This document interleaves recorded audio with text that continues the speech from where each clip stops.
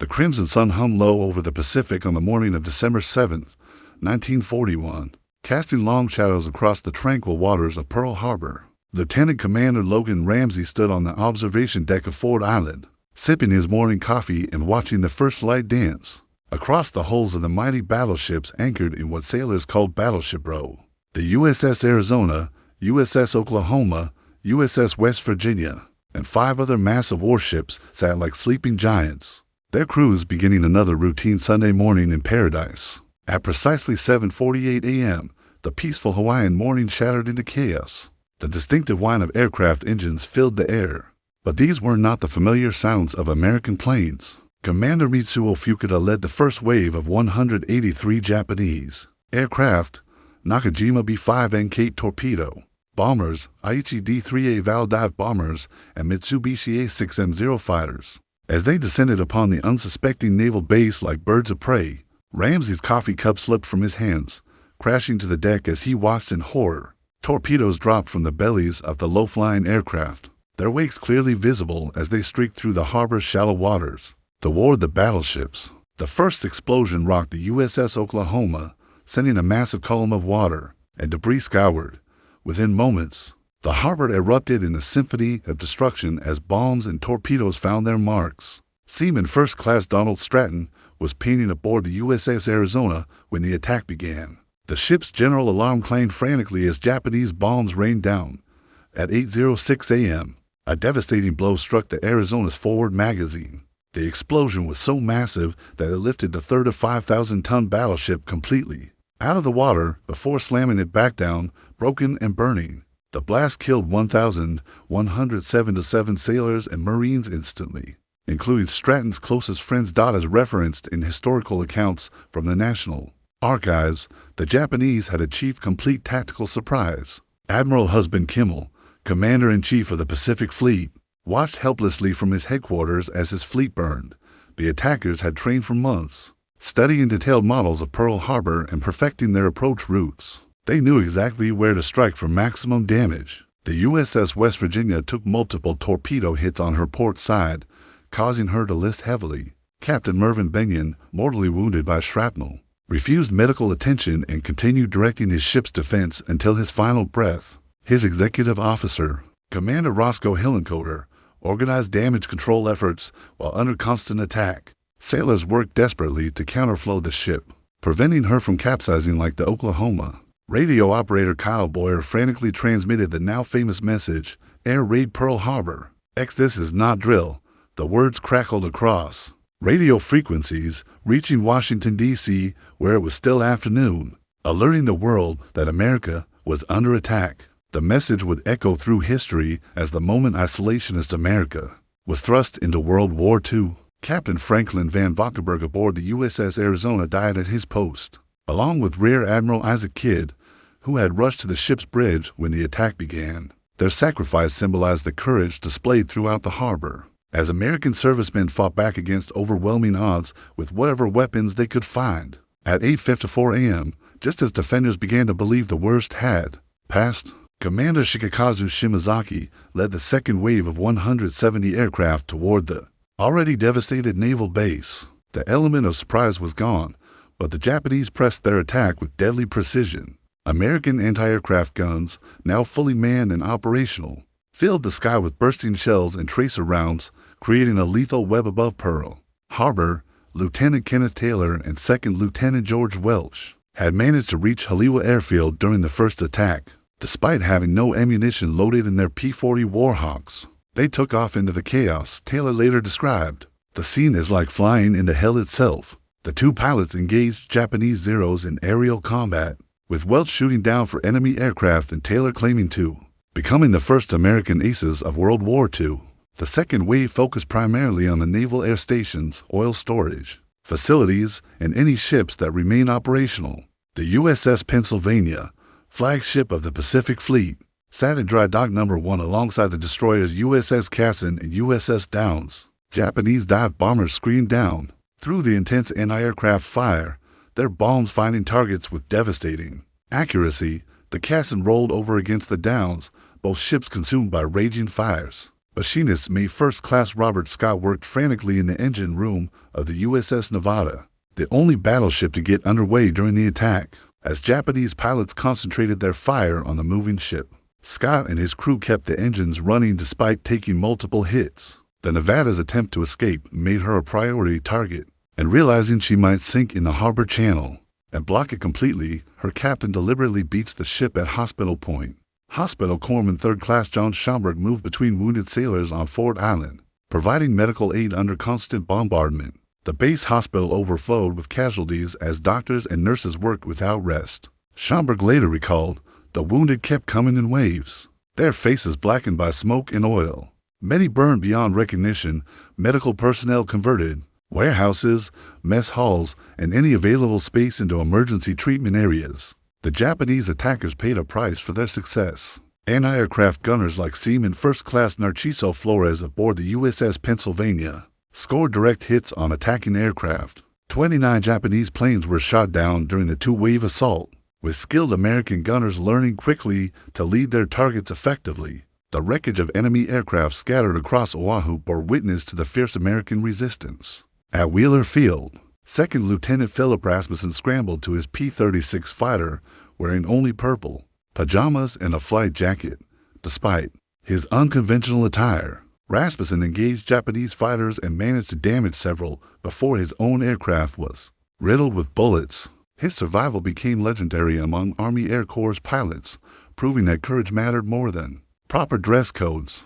As detailed in declassified military reports from the Pearl Harbor investigation, the attack's second phase targeted critical infrastructure that would affect America's ability to wage war in the Pacific. Oil storage tanks containing millions of gallons of fuel oil somehow escaped major damage, an oversight that would prove crucial for future American operations. The destruction of these facilities could have crippled Pacific Fleet operations for years. By 9:45 a.m., the last Japanese aircraft disappeared over the horizon, leaving behind a scene of unprecedented destruction. Black smoke billowed thousands of feet into the tropical sky, visible from all corners of Oahu. The harbor's waters burned with oil fires, and the screams of trapped sailors echoed across the devastation. Yet amid this hellscape, extraordinary acts of heroism emerged that would define the American spirit for generations. Mess Attendant 3rd Class Doris Miller, an African-American sailor aboard the USS West Virginia, found himself in the center of history when his battle station was destroyed by torpedo hits. Miller carried his mortally wounded captain to safety, then manned a 50 caliber anti-aircraft machine gun. Despite having no formal training on the weapon, he fired at attacking Japanese planes until forced to abandon ship, becoming one of the first heroes of America's entry into World War II. The USS Arizona continued burning, her forward superstructure completely destroyed. Seaman Donald Stratton, severely burned and trapped on the ship's forward mast, watched helplessly as shipmates jumped into the oil-covered water below.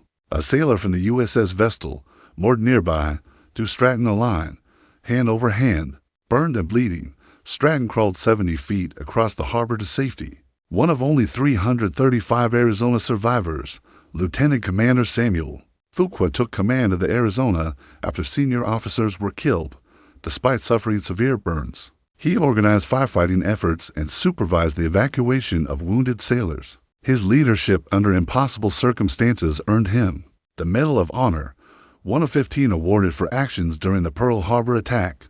Fuqua later said, "We did what any American sailor would do. We fought back." Chief Aviation Ordnanceman John Finn was awarded the Medal of Honor for his actions at Kaneohe Bay Naval Air Station. For more than 2 hours, Finn manned a machine gun in the open, completely exposed to strafing Japanese fighters, hit multiple times by enemy fire. He refused medical attention and continued firing until the attack ended. His example inspired other defenders throughout the base to stand their ground against overwhelming odds.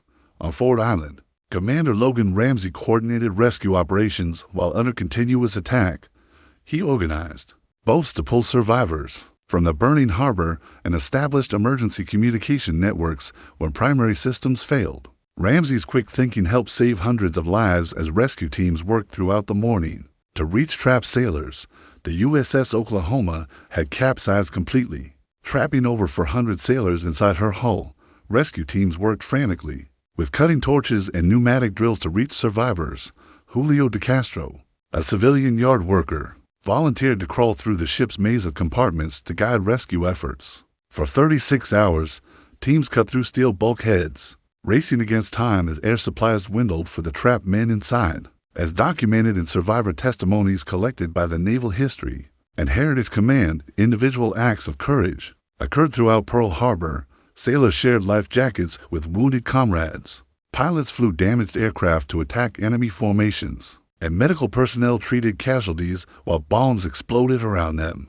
The attack revealed the character of America's military personnel when faced with their greatest test. Signalman Third Class Elmer Suderman aboard the USS Utah sent distress signals, even as his ship rolled over and sank.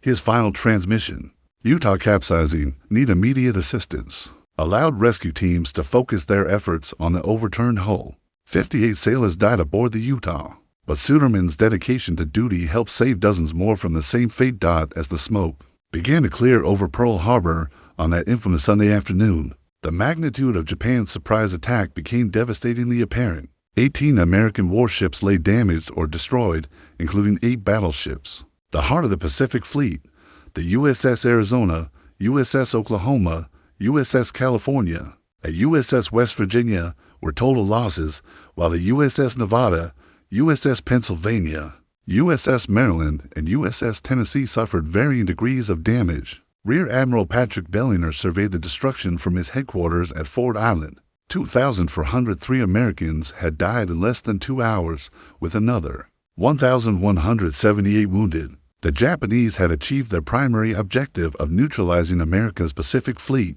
but they had also awakened what Admiral Isoroku Yamamoto himself described as a sleeping giant. Captain Homer Wallen arrived at Pearl Harbor 3 days after the attack to assess salvage possibilities. What he found seemed hopeless. Massive warships sitting on the harbor bottom, their superstructures twisted by explosions and fire, yet Wallen refused to accept defeat. He organized the most ambitious naval salvage operation in history, determined to raise every ship possible and return them to the fight against Japan. The human cost extended far beyond military casualties. 68 civilians died during the attack, including children killed by American anti-aircraft shells that fell on Honolulu. The entire territory of Hawaii lived under martial law, as military authorities prepared for a possible Japanese invasion. Families searched desperately for missing loved ones while morgues overflowed with bodies pulled from the harbor. Intelligence officers immediately began investigating how Japan had achieved such complete surprise. Commander Edwin Layton, intelligence officer for Admiral Kimmel, pored over intercepted Japanese communications and reconnaissance reports. The evidence revealed a carefully planned operation months in the making, with Japanese agents providing detailed intelligence about American ship movements and defensive preparations. President Franklin Delano Roosevelt received word of the attack while having lunch at the White House. Secretary of the Navy Frank Knox's telephone call forever changed American history. Mr. President, Pearl Harbor has been attacked by the Japanese. Roosevelt immediately began preparing for war, knowing that isolationist sentiment would vanish overnight. America's neutrality had ended in fire and blood. The strategic implications rippled across the Pacific theater. General Douglas MacArthur's forces in the Philippines came under immediate attack, while Japanese forces simultaneously struck British positions in Hong Kong and Malaya. The carefully coordinated assault demonstrated Japan's military capabilities and territorial ambitions throughout the Pacific region. Salvage crews worked around the clock. In the days following the attack, the USS West Virginia, settled upright on the harbor bottom, became a priority for refloating operations.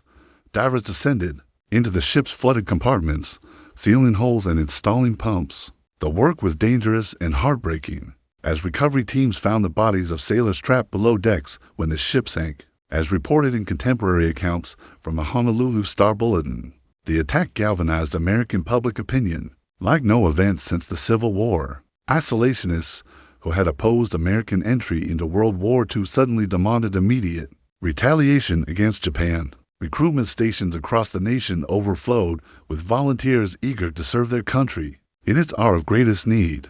Admiral Chester Nimitz arrived at Pearl Harbor on Christmas Day, 1941, to assume command of the Pacific Fleet. Standing on the deck of a launch as it passed the sunken Arizona, Nimitz observed the massive oil slicks still seeping from the battleship's bunkers. He turned to his aide and said, "We're going to make them pay for this." It was a promise that would drive American strategy for the next 4 years. In the weeks following December 7th, Pearl Harbor transformed from a scene of destruction into a hub of determined reconstruction. Captain Homer Wallen's salvage teams worked 18-hour days, their efforts becoming a symbol of American resilience. The first major success came on December 29th, when the USS Oglala was refloated after being sunk during the attack. This minor victory proved that even the most damaged ships could be restored to fighting condition. The USS California presented the greatest salvage challenge. Sunk in 40 feet of water with massive flooding throughout her hull, the battleship seemed beyond recovery. Chief Boatswain Charles Johnson led diving teams into the ship's dark, underwater compartments to install patches and pumps. Working in zero visibility with primitive equipment, these divers risked their lives daily to save their ship.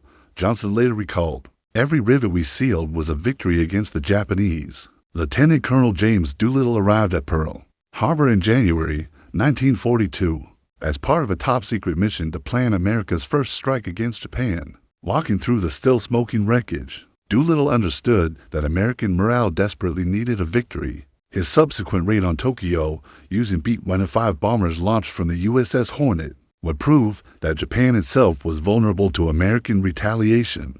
The psychological impact of Pearl Harbor extended throughout American society. Marion Ramsey, a Red Cross volunteer from California, arrived in Honolulu in February to assist with ongoing medical care for wounded servicemen. She found men still suffering from severe burns and trauma, many requiring months of treatment. These boys had aged years in a single morning, she wrote to her family, but their spirit remained unbroken. Recovery efforts revealed both the extent of Japanese success and their critical failures.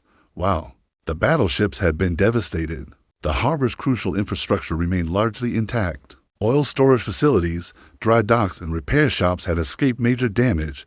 Most importantly, America's aircraft carriers, USS Enterprise, USS Lexington, and USS Saratoga, had been at sea during the attack and remain operational. Admiral Nimitz reorganized the Pacific Fleet around these surviving carriers, recognizing that future naval warfare would depend on aviation rather than battleships. Captain Mark Mitcher, commanding the USS Hornet, worked closely with Nimitz to develop new tactical doctrines emphasizing carrier-based air power. This strategic shift would prove decisive in upcoming battles across the Pacific. Salvage operations on the USS Oklahoma required unprecedented engineering solutions. The massive battleship lay completely capsized, her masts buried in harbor mud. Salvage teams drilled through the hull to install cables and winches, then slowly rolled the 35,000-ton vessel upright. The operation took nearly 2 years and revealed the bodies of 429 sailors still trapped inside the ship. Captain Wallen established the Pearl Harbor Salvage School, training specialists in underwater welding, hull patching, and heavy lifting techniques. These skills would prove invaluable throughout the Pacific campaign as American forces captured enemy-held islands and repaired damaged vessels far from home bases. Students learned that every saved ship represented months of construction time, and thousands of trained sailors returned to the fight. As documented in official Navy records from the Bureau of Ships, the Pearl Harbor salvage operation ultimately recovered 6 of the 8 damaged battleships for active service. The USS West Virginia, California, Tennessee, Pennsylvania, Maryland, and Nevada all returned to combat operations, many participating in the final assault on Japan. Only the Arizona and Oklahoma were declared total losses, though the Oklahoma was eventually raised and scrapped. The memorial services for Pearl Harbor victims began in late December, providing comfort to grieving families while strengthening American resolve. Chaplain William McGuire conducted services aboard the USS Tennessee. While repair crews worked around him, "We gather not in defeat, but in dedication," he told the assembled sailors. These men died so that freedom might survive. His words captured the transformation of Pearl Harbor from a site of tragedy into a symbol of American determination. By the summer of 1942, Pearl Harbor had become the nerve center of America's Pacific offensive. The harbor that had been synonymous with destruction was now launching task forces toward enemy-held territories. Admiral Nimitz established his headquarters in the hills overlooking the base. where he could see both the sunken Arizona and the newly arriving reinforcements from the mainland. The Battle of Midway in June demonstrated how thoroughly America had learned from the Pearl Harbor disaster. Intelligence officers, led by Commander Joseph Rockford, successfully decoded Japanese communications and predicted the enemy's next major offensive. Unlike December 7th, American forces were ready and waiting when Japanese carriers approached Midway Island. The resulting victory destroyed for Japanese aircraft carriers and marked the beginning of Japan's retreat across the Pacific. Captain Wallen's salvage teams achieved their greatest triumph when the USS California returned to service in January 1944, completely rebuilt with modern radar and anti-aircraft weapons. The battleship bore little resemblance to the ship that had sunk 2 years earlier. Her crew included many Pearl Harbor survivors who had specifically requested assignment to their resurrected ship. Chief Petty Officer Robert Johnson, who had been aboard during the attack, said, "We wanted to personally deliver payback to Japan. The psychological wounds of Pearl Harbor healed more slowly than the physical damage." Dr. Margaret Foster, a Navy psychiatrist assigned to the base hospital, treated sailors suffering from what would later be recognized as post-traumatic stress disorder. Many survivors experienced nightmares, anxiety attacks, and survivor's guilt. Foster's pioneering work in combat psychology helped establish treatment protocols used throughout the war and beyond. Training programs at Pearl Harbor incorporated hard-learned lessons. From the December 7th attack, new sailors learned to identify enemy aircraft silhouettes, operate anti-aircraft weapons, and respond to surprise attacks. The motto "Remember Pearl Harbor" became more than a rallying cry. It was a tactical doctrine emphasizing constant vigilance and preparedness for enemy action. The USS Arizona's sunken hull became an unofficial shrine for visiting servicemen. Heading to combat zones, sailors would pause at the harbor's edge, watching oil still bubbling to the surface from the battleship's fuel bunkers. Many threw flowers into the water or left personal messages for the men still entombed below. These spontaneous ceremonies provided emotional closure, while strengthening resolve for the battles ahead. Commander Edwin Layton's intelligence unit worked tirelessly to prevent another Pearl Harbor-style surprise attack. By monitoring Japanese radio traffic and analyzing enemy movements, Layton's team provided early warning of major offensive operations. Their success in predicting the Midway attack vindicated the intelligence community after their failure to detect the Pearl Harbor assault preparations. Industrial production in the United States reached unprecedented levels as the arsenal of democracy mobilized for global war. The Pearl Harbor attack had eliminated any remaining isolationist sentiment, uniting Americans behind total victory over Japan and Germany. Factories that had produced automobiles retooled to manufacture aircraft, while shipyards launched new vessels at record pace to replace Pearl Harbor losses. As detailed in wartime production reports from the War Production Board, American industry delivered over 100 aircraft carriers, 800 destroyers, and thousands of aircraft to the Pacific Fleet between 1942 and 1945. This massive buildup ensured that Pearl Harbor would be the last time Japan achieved strategic surprise against American forces. The rebuilt Pacific Fleet carried Pearl Harbor survivors throughout the island-hopping campaign toward Japan. Gunners Mate William Morrison, wounded aboard the USS West Virginia, participated in the bombardment of Iwo Jima aboard the same ship he had helped save. "Every shell we fired was for our shipmates who didn't make it home," Morrison later wrote. The circle from destruction to revenge was complete.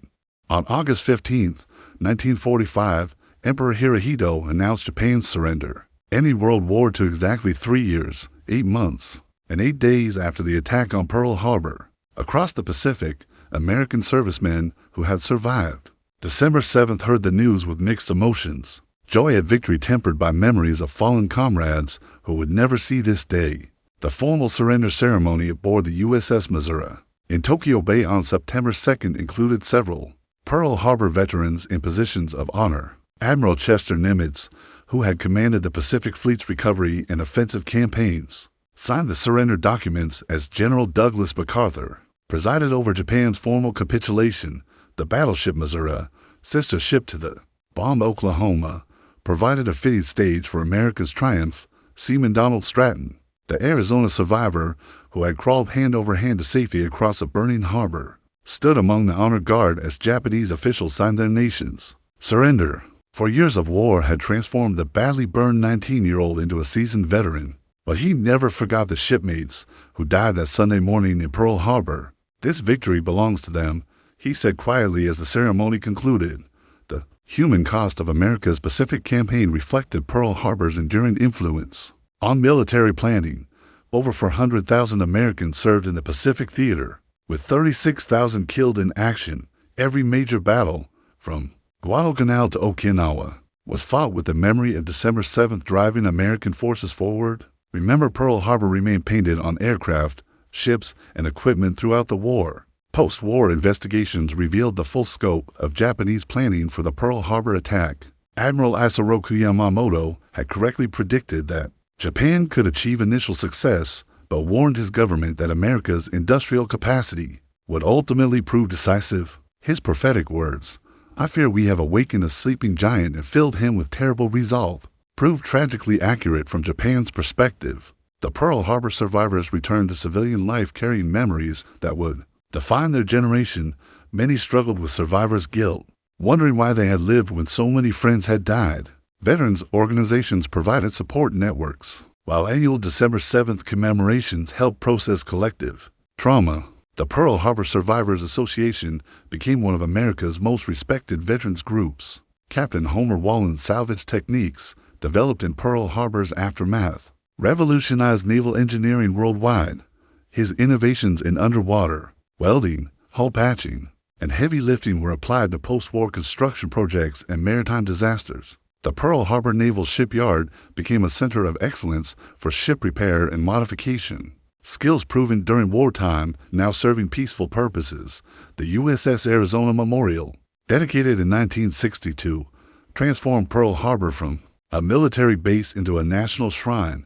The white concrete structure, spanning the sunken battleship's hull, allows visitors to pay respects to the 1,177 sailors and Marines still entombed below. Oil continued seeping from the Arizona's bunkers, creating an eternal flame on the harbor's surface. As documented in congressional records from post-war hearings, Pearl Harbor fundamentally changed American strategic thinking about national defense. The attack demonstrated that geographic isolation no longer protected America from foreign enemies, leading to permanent overseas military commitments and intelligence-gathering operations. The doctrine of preparedness replaced isolationist policies that had dominated American foreign relations for over a century. The generation that experienced Pearl Harbor passed its lessons to their children and grandchildren, ensuring that December 7th, 1941 would never be forgotten. Museums, memorials, and educational programs preserve the memory of that date, which will live in infamy, reminding future Americans that freedom requires constant vigilance and sacrifice. The surprise attack that was meant to destroy American naval power instead forged a determination that carried the United States to victory in World War II and global leadership in the decades that followed. In the end, Pearl Harbor represented both America's greatest military disaster and its finest hour. From the ashes of Battleship Row rose a phoenix of American resolve that would reshape the world order. The sailors who died that Sunday morning in paradise gave their lives for principles they believed in, and their sacrifice was not in vain. Their legacy lives on in the freedoms they died to preserve.